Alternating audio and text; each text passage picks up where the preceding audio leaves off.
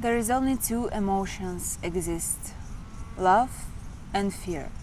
There is literally nothing else. Everything you don't love, you fear. Recently I shared my experience how I'm afraid of cows, which is a bit ridiculous. It also happened with the dogs around. They're running towards you, and my brain knows there is nothing wrong with this dog, and it probably just runs towards me to say hello, but my body just fills up with fear, and I start protecting myself and say, dog, to go away. And this is fear. But where is this fear coming from?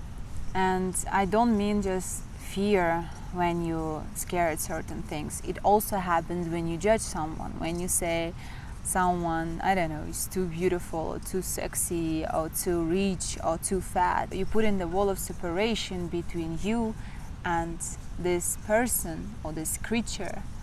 And this is only because your ego believes that it's somehow a threat for you. Actually not for you, but for your ego, because you are completely safe, you are everything, you are part of God. How can you be ever not be safe? But your ego is grabbing for labels, and when any of this certain label feels threatening, that's when the ego starts protecting itself. Because, for example, if you believe that you are beautiful and someone more beautiful appeared in the room, your ego starts judging this woman or this man and saying, this is, I don't know, too much, whatever she's doing with her hair or with her dress. Because your ego is trying to protect and tell you, no, you are the one who is the most beautiful and sexiest person in the room. The same happens with the brain or mind. If you believe that you're an intellectual person and someone coming with very interesting new perspective, your intellectual ego mind feels threatening, and it starts questioning and start trying to prove this person that he is wrong, because your ego needs to always know that you are right, because you are the one who is smart.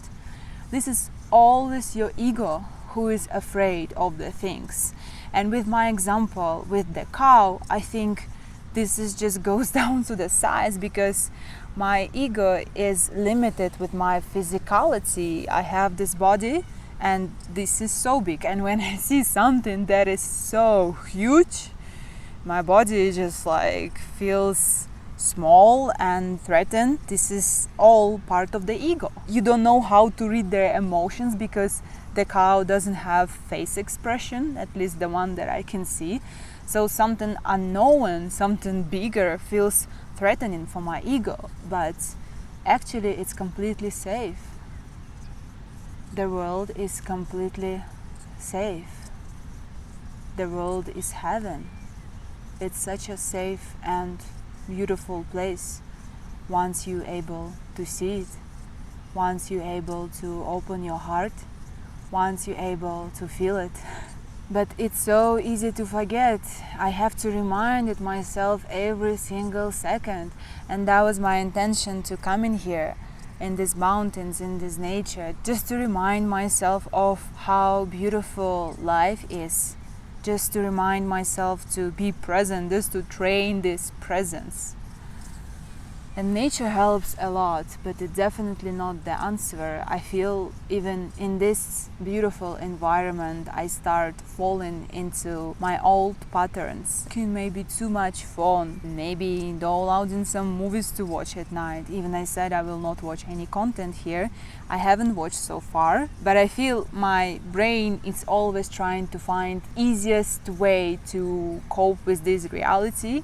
And the easiest way, the ways that he already knows. But this is not the way to be present.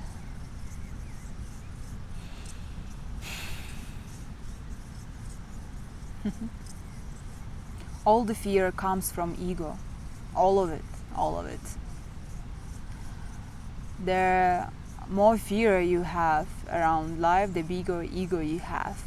Even it feels maybe a little bit opposite of what it is, because if you think so much of yourself, and your ego is so big, you're supposed to feel more safe. I mean, if you are confident in your labels, but actually it's other way around. It's like building your house on a sand.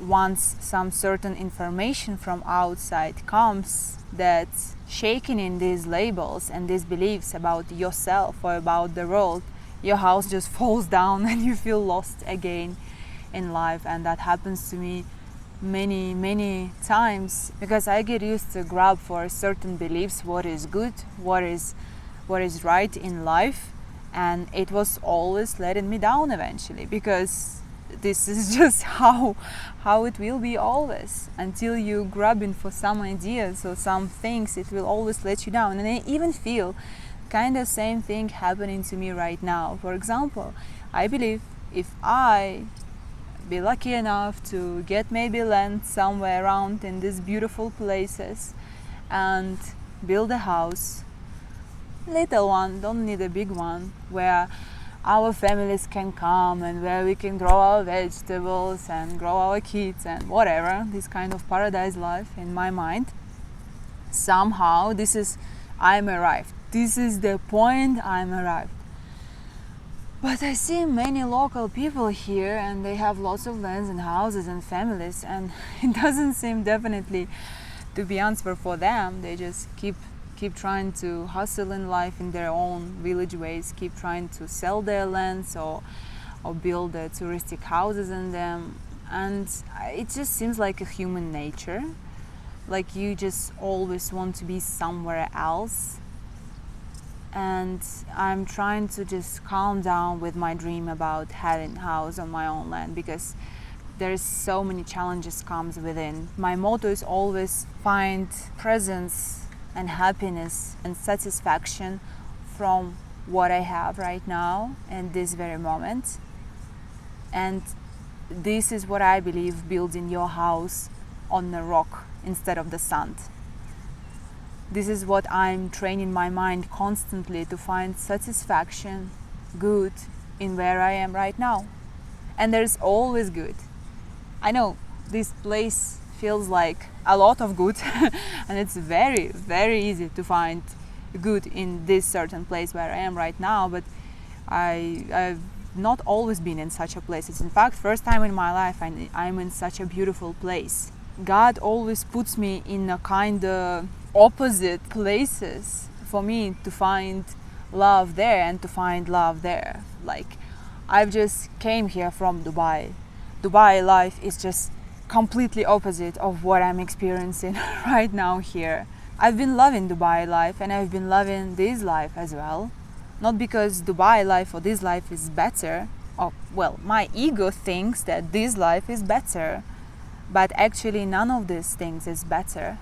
All of them are amazing, and it's not about what's good in these things, it's about how good you can see these things, because there's always good in every single place, in every single situation. The question is, do you choose to love or do you choose to fear? And fear blocks everything. Fear blocks love, presence, appreciation, satisfaction. Mostly the people who is depressed, feeling lost and stuck in life, they're just full of fear.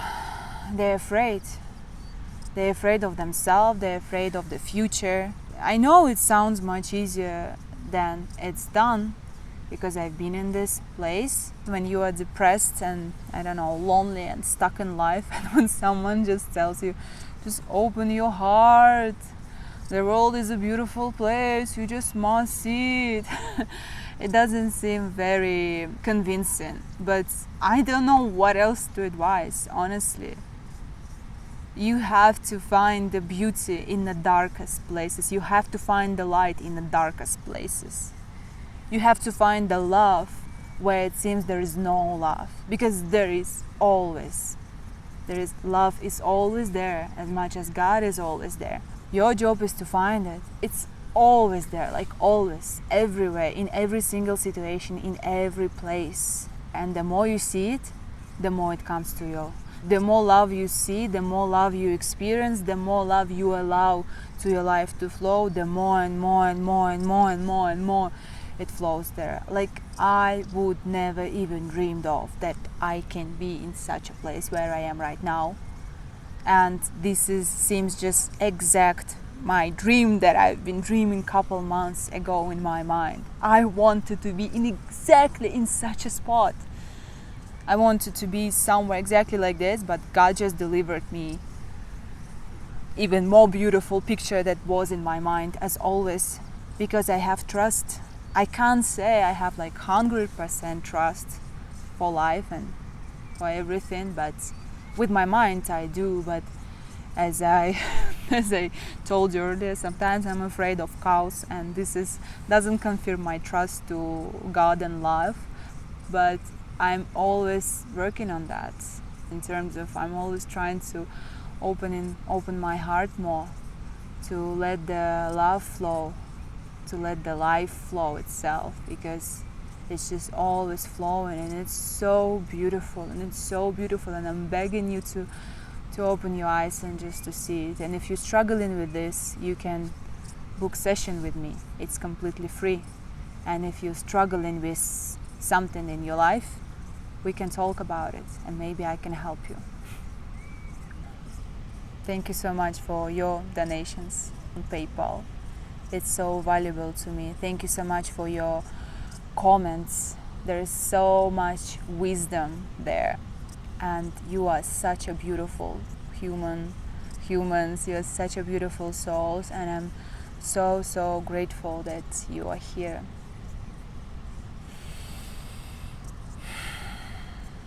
I love you.